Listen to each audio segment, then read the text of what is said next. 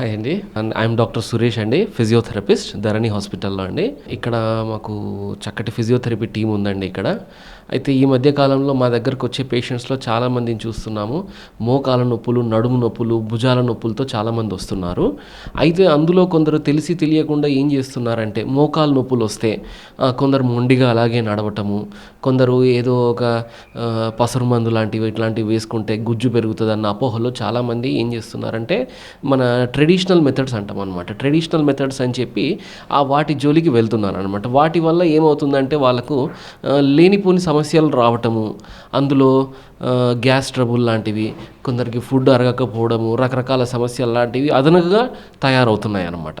అయితే ముందుగా నేను పేషెంట్లు మోకాలు నొప్పులతో బాధపడే పేషెంట్లందరికీ కూడా మేము ఇచ్చే సలహా ఏంటంటే ఫిజియోథెరపీలో చక్కటి వైద్యం ఉందండి మోకాలు నొప్పులకి సంబంధించి.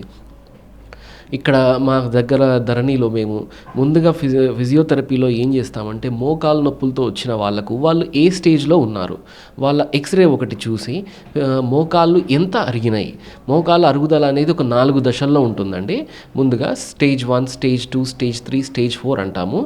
అయితే చాలామంది మొదటి దశలోనే డాక్టర్ని సంప్రదించకుండా ఒక ఆర్థోపెడిషన్ని, ఆ తర్వాత మళ్ళీ ఫిజియోథెరపిస్ట్ని కానీ సంప్రదించకుండా వాళ్ళకి నచ్చిన వైద్యం పక్కన పోయి ఇంటి దగ్గరే ఒక మెడికల్ షాప్లో ఏదో ఒక నొప్పి మాత్ర వేసుకోవటము, లేదంటే ఆ ఊర్లో ఈ ఊర్లో కట్లు కట్టేటోళ్ళు ఉన్నారు, ఆయన చేయి పెడితే కొంచెం బాగా అవుతుంది అని చెప్పి అపోహలకు వెళ్ళి అనవసరంగా మంచిగా ఉన్న కాళ్ళని కాస్త చెడగొట్టుకునే ప్రయత్నం చేస్తున్నారు.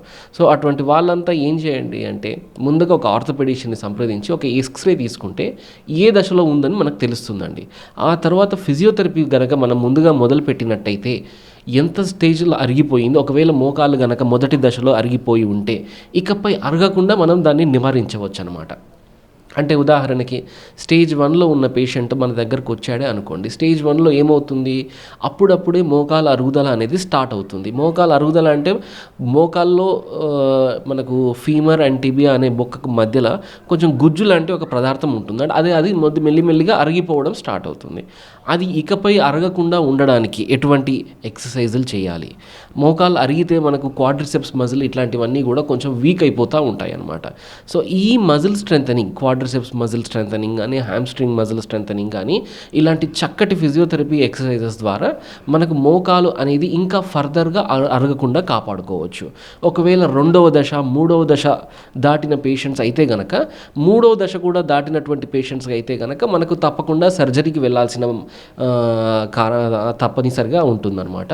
ఒకవేళ మొదటి దశ 2వ దశలో పేషెంట్లు ఉన్న వాళ్ళైతే కనుక ఖచ్చితంగా వాళ్ళకు కొన్ని life style changes and physiotherapy exercises చేసుకుంటే కనుక ఖచ్చితంగా వాళ్ళ మోకాలు నొప్పుల్ని మనము ముందుగా ఇంకా పెరగకుండా నివారించవచ్చు అనమాట. ఇంకా చాలామంది తెలియక ఏం చేస్తుంటారంటే నడుము నొప్పుల కోసం కూడా కొందరు ఏం చేస్తుంటారంటే ఆ ఇంజెక్షన్స్ వేస్తారంట, ఈ ఇంజెక్షన్స్ వేస్తారంట అనేసి కొన్ని తెలియని వైద్యాలన్నీ చేసుకుంటూ ఉంటారు. అయితే వాళ్ళకు కూడా ఫిజియోథెరపీలో చక్కటి బ్యాక్ స్ట్రెంథనింగ్ ఎక్సర్సైజెస్ కానీ, ఇంకా ఎలక్ట్రోథెరపీ అని కూడా ఉంటుందండి మన దగ్గర. ఎలక్ట్రోథెరపీ అంటే ఏంటంటే కొన్ని మెషిన్ల ద్వారా శరీరంలో కొన్ని నొప్పులను తగ్గించే మార్గాలు మనకు ఫిజియోథెరపీలో చాలా అందుబాటులో ఉన్నాయండి. ఉదాహరణకు ఒక ఇంటర్ఫెరెన్షియల్ థెరపీ అని ఉంటుందండి. అది ఒక లార్జర్ ఏరియాస్లో ఒకవేళ నడుము ప్రాంతంలో కనుక నొప్పులు ఉంటే కనుక ఆ మెషిన్ని డైలీ ఒక కోర్స్ పీరియడ్ అని ఉంటుందండి. అంటే నడుములో నొప్పి ఎక్కడ ఉంది, ఏ ప్రాంతంలో ఉంది, ఏ వెన్నెముకలో ఉంది, అది ఒక ఎక్స్రే కనుక చూసి దానిలో వాళ్ళు నడుము నొప్పి ఏ దశలో ఉంది వాళ్ళకు కూడా తెలుసుకొని మనం చక్కగా ఐఎఫ్టీ ద్వారా లేకుంటే ఇంకే ఏదైనా మార్గం ద్వారా నొప్పిని తగ్గించే ప్రయత్నం చేయవచ్చు. అండ్ తర్వాత బ్యాక్ స్ట్రెంథనింగ్ ఎక్సర్సైజ్ అని చేసుకుంటే నడుము నొప్పి కూడా ఇకపై పెరగకుండా మనం కొన్ని కాపాడుకోవచ్చు అనమాట.